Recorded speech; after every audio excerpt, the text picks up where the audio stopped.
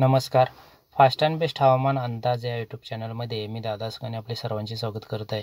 येत्या 24 तासातील हवामान अंदाज पाहूया. तर 24 तासामध्ये 24 तासानंतर अवकाळी आणि दमदार पाऊस पडायची शक्यता आहे. तात्पुरते ढगाळ हवामान आहे. सध्या परिस्थिती पाहायला गेलं तर पश्चिम जे आवर्तन आहे जम्मू काश्मीरमध्ये त्याचे थोडीशी तीव्रता थोडी कमी जरी असली तरी बर्फ आणि पाऊस तिथं त्या भागाला चालू आहे. तिथून शिमला आणि तसेच दिल्ली, कोटा, झाशी परत तिथं महाराष्ट्रापर्यंत ढगांची शृंखला म्हणजे साखळी म्हणतोय आपण.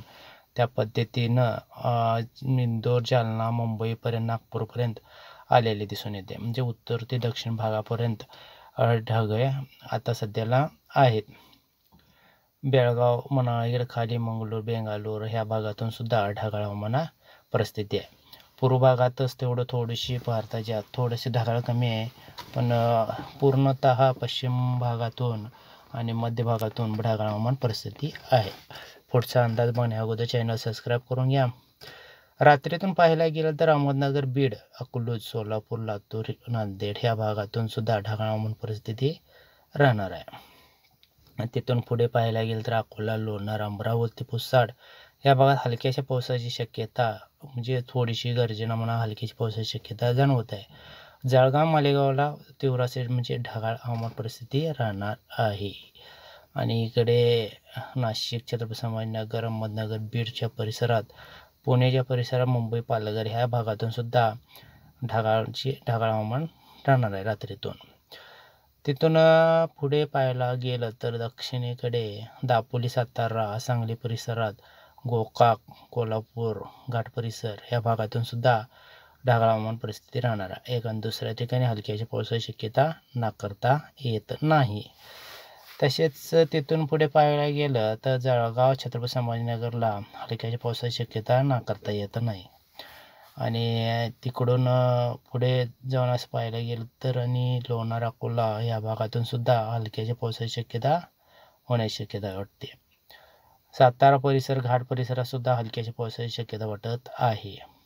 अकलूज, सोलापूर, लातूर, बीड ह्या भागात ढगाळ हवामान परिस्थिती असल्यामुळे तिथं उष्णता सुद्धा वाढायची शक्यता आहे.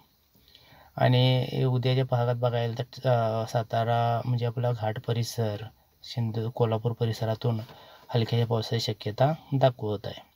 सांगली परिसरातून ढगाळ हवामान परिस्थिती दाखवत आहे. व्हिडिओला लाईक करून घ्या.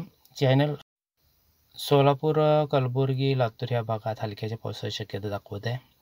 आणि अकोला परिसरातून ते सांगली परिसरामध्ये ढगाळ हवामान परिस्थिती 24 तासामध्ये दाखवत आहे.